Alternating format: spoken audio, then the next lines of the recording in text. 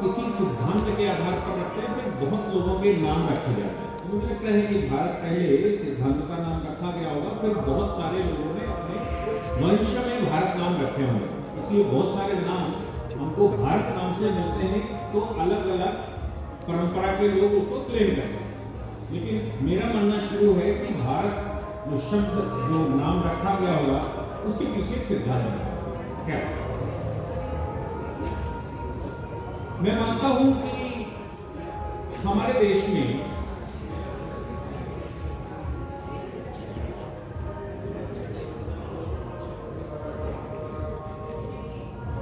जब संविधान हमने बनाना शुरू किया और संविधान बनाने की प्रक्रिया की उसकी जो बेसिस और जेनेसिस है, उस विषय को भी ध्यान रखना ही चाहिए।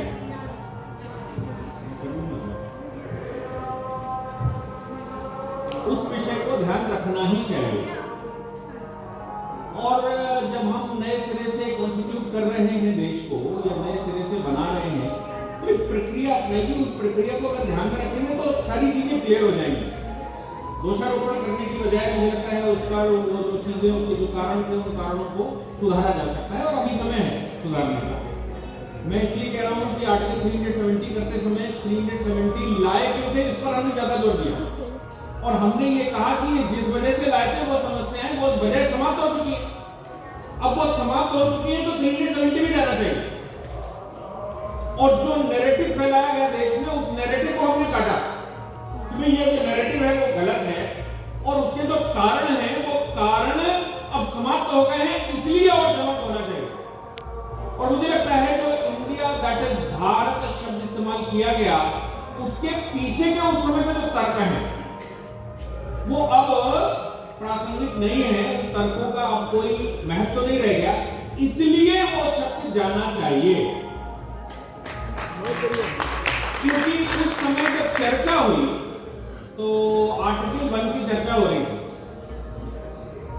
और आर्टिकल 1 की चर्चा 4 दिन हुई। पहले ड्राफ्ट कॉन्स्टिट्यूशन बनाया गया था, उस ड्राफ्ट को रीड्राफ्ट किया गया। ड्राफ्ट कॉन्स्टिट्यूशन बीएन राव ने बनाया था, और बीएन राव ने जब ड्राफ्ट कॉन्स्टिट्यूशन बनाया तो लगभग 8 महीने लगे थे, और उस 8 महीने में हमने बहुत सारी कमेटियां बनाई, कमेटियों की सब कमेटियां बनाई, और वो सब कमेटियों पर हमने उनसे राय मांगी कि भाई ये झंडे पर काम कर सकते हैं, ये फंडामेंटल राइट पर काम कर सकते हैं, ये डायरेक्टिव प्रिंसिपल पर काम कर सकते हैं, ये यूनियन पावर पर काम कर सकते हैं, ये स्टेट पावर पर काम कर सकते हैं, ये राज्य पर काम कर सकते हैं, या ये प्रिंसली स्टेट पर, ब्रिटिश इंडिया पर, बहुत सारे डोमिनियन ऑफ इंडिया, ऐसे बहुत सारे विषय थे। उन विषयों पर हमने छोटी छोटी कमेटियां बनाई, और उन कमेटियों की राय आने के बाद उसको एक साथ लिपिबद्ध किया। लिपिबद्ध करने के बाद जब ड्राफ्टिंग कमेटी बनी अंत में, तो हमने 7 सदस्यों की ड्राफ्टिंग कमेटी बनाई, और उस ड्राफ्टिंग कमेटी ने उसी दिन अपना चेयरमैन चुन लिया डॉक्टर अम्बेडकर के रूप में। फिर वो जो पुराना वाला ड्राफ्ट था वो डॉक्टर अम्बेडकर को दे दिया गया, और उन्होंने उसको रीड्राफ्ट किया, क्योंकि रखने वाला उसको सही से अपने हिसाब से करता। तो रीड्राफ्ट करने के बाद वो संसद में रखा गया।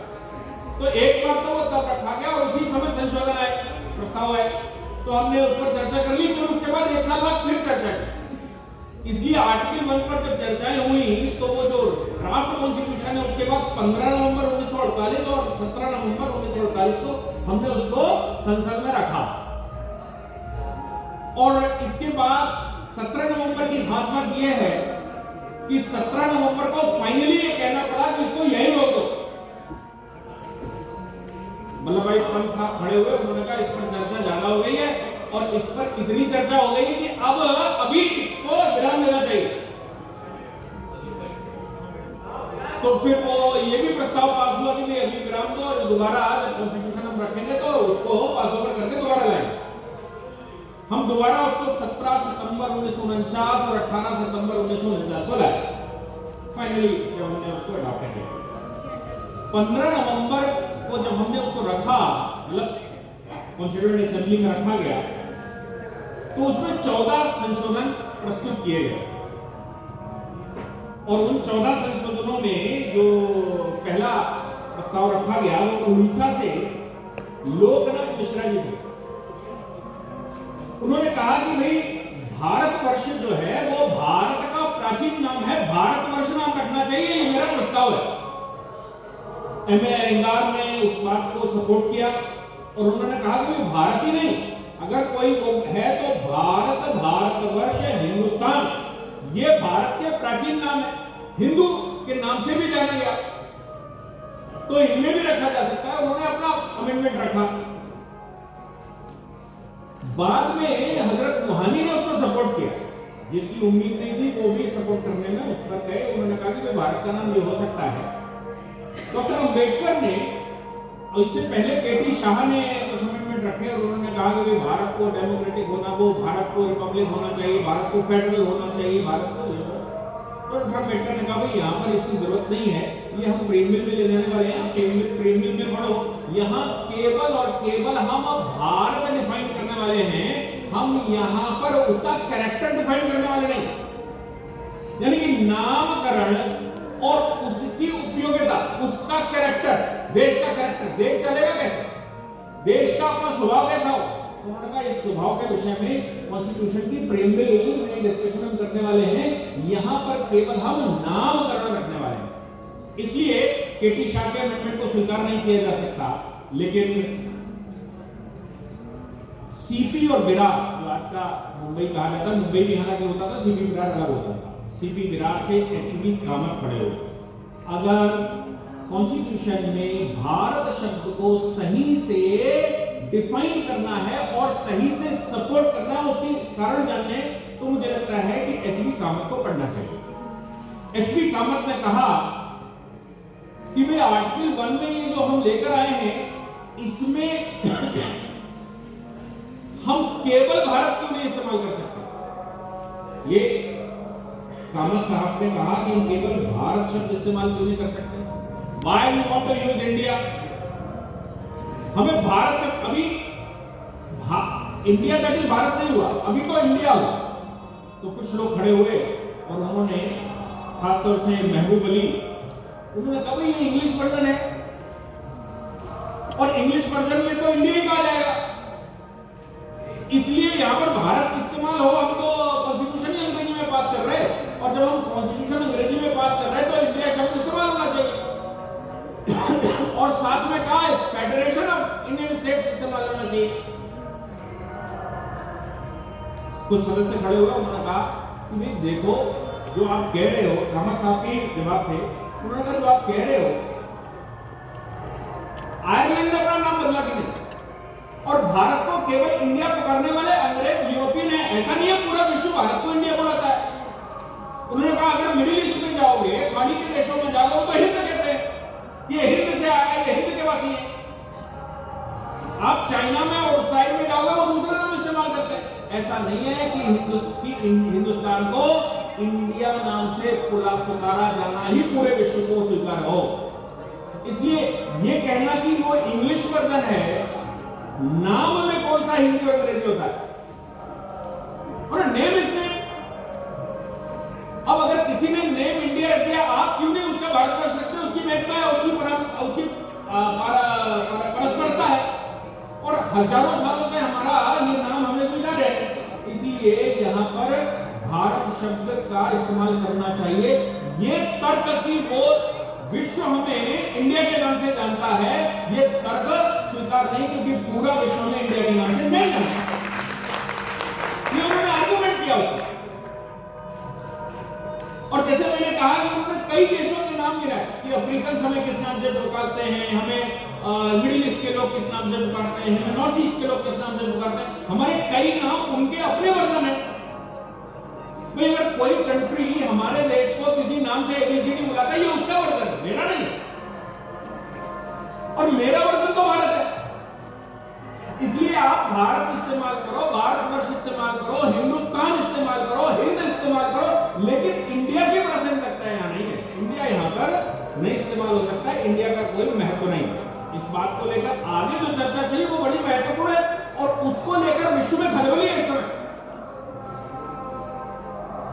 हालांकि मैं क्रिटिसाइजर हूं नहीं, जनरली किसी के नहीं करता, लेकिन पार्लियामेंट में एक बात है, एक सांसद महोदय, एक पार्टी के बड़े भारी नेता हैं, उन्होंने कहा आप संविधान पढ़कर देख लो, ये यूनियन ऑफ स्टेट है।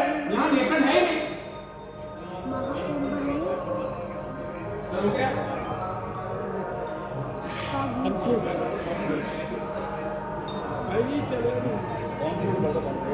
नहीं, वो तो ये तय करेंगे।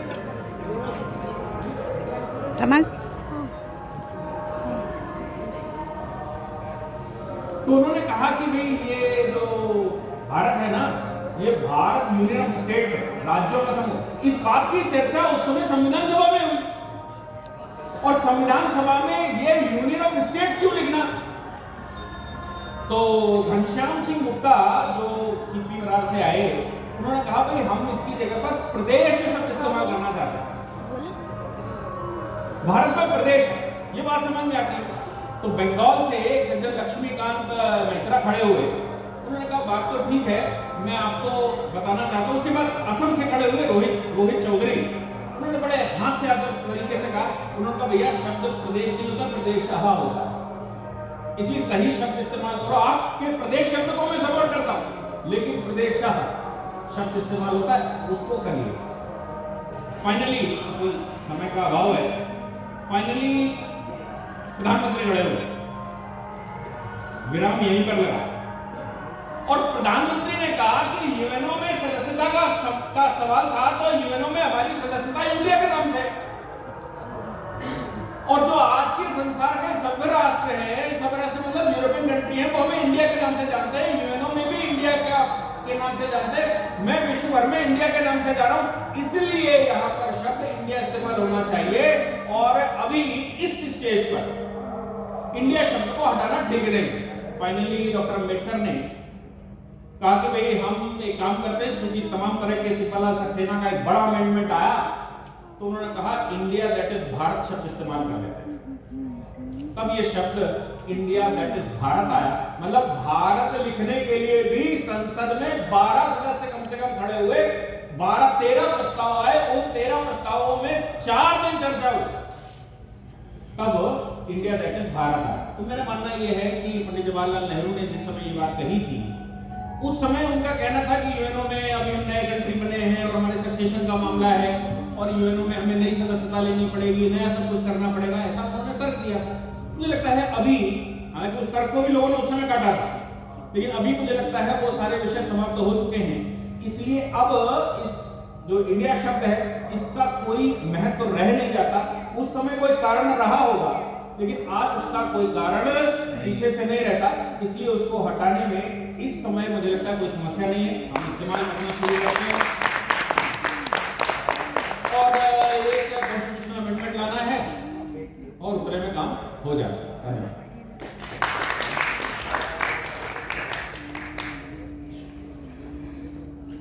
हमारे बीच में इस